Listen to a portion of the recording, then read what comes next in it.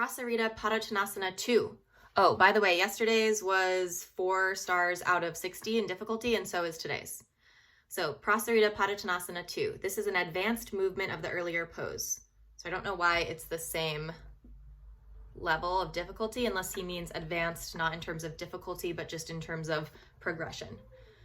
Here the hands are placed on the waist instead of on the floor, or are folded at the back as if one is doing a namaste behind the back, as described in padottanasana, which we talked about earlier. In this movement, the leg stretch is intensified. The effects. So he didn't give effects for Prasārita Pādottānāsana 1, so I'm assuming that the effects are the same for 1 and 2, since he only gives them after 2. In this pose, the hamstring and abductor muscles are fully developed while blood is made to flow to the trunk and the head. People who cannot do sirsasana, which is headstand, can benefit from this pose, which increases digestive powers.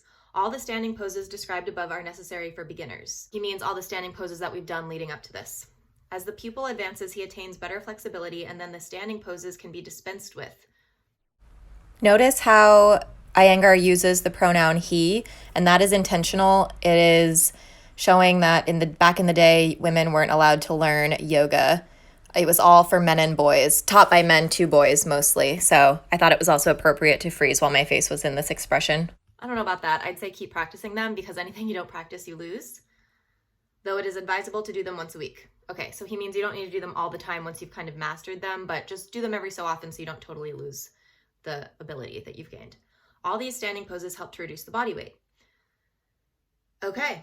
So he doesn't really give any other directions for Prasārita Pādottānāsana 2, because it's the same directions as 1, except these are the hand positions while you're folded over. Something else I'll say today that we can add on is that you can go into headstand. He mentioned headstand from Prasārita Pādottānāsana 1 when your hands are already on the floor. So here the hands, feet, and head are all in one line, and that's not how you want your headstand. You want your hands a little bit in front of your face. But once you're already here, you can just move your hands a little bit in front of your face, or, further back behind your heels, and just lift your legs up into headstand if that tripod headstand is in your practice. So I'll show you that option today too. Something he doesn't mention is which direction the toes are supposed to point. So if you start in Tadasana and then hop your legs out, your toes should still be facing forward, basically where they were in Tadasana.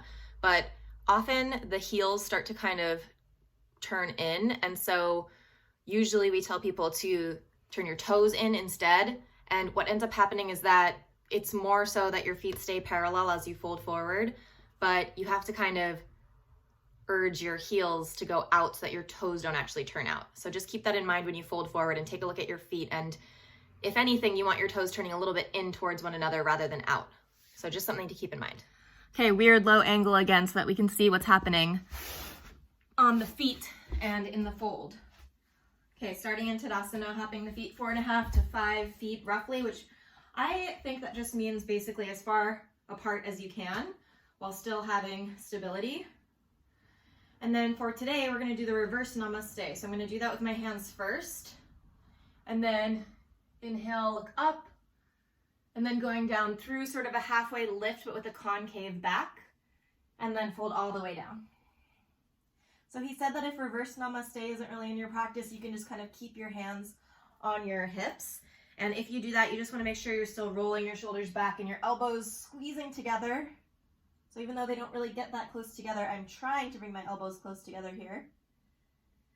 And so something I mentioned that I wanted to talk about was that you can go into your headstand from here. Let me move these blocks out of the way.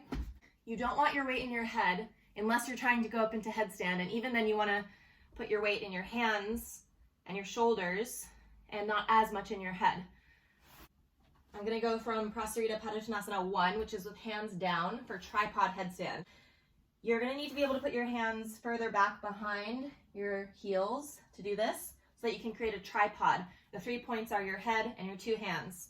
So don't try this unless you already know that you can do your headstand, not coming from Prasārita. So you're going to put your head down, and you're going to just start to come up to your toes, shifting your weight, and you can either bring your feet up straight with straight legs, or another option is to go first by bending your knees and resting your knees on your forearms. And you can just hang out here too, and then maybe lift everything up. I think it's easier actually to go with the straight legs, but it's up to you. I don't have much room to work with here, so I'm not gonna hold it very long or do anything else fancy. But then you can come out the same way, kind of like a halfway lift, hands on your hips, then come all the way up and then jump back in. Whew, I think the hardest part is jumping back in with the feet so far apart. Prasārita Pādottānāsana 2 plus a headstand variation. Let me know if you've tried it. Let me know what you think. It's a really nice stretch, and you can also do some like side lunges from your halfway lift in Prasārita. I always add that on because it feels nice to stretch out. I'd say that's a good stretch for runners, anyone who does a lot with their legs, roller skaters, runners, all that good stuff. So thanks for watching. Subscribe if you haven't yet, and we'll talk to you again soon about the next pose.